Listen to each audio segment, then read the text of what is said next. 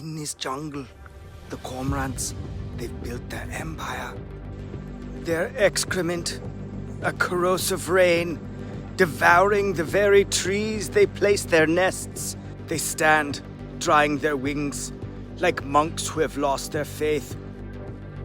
Their eyes, like little green portals to some ancient, remorseless god of fish. Still there is beauty. The Cormorants do not ask why they exist. They simply persist. Oh, the stench.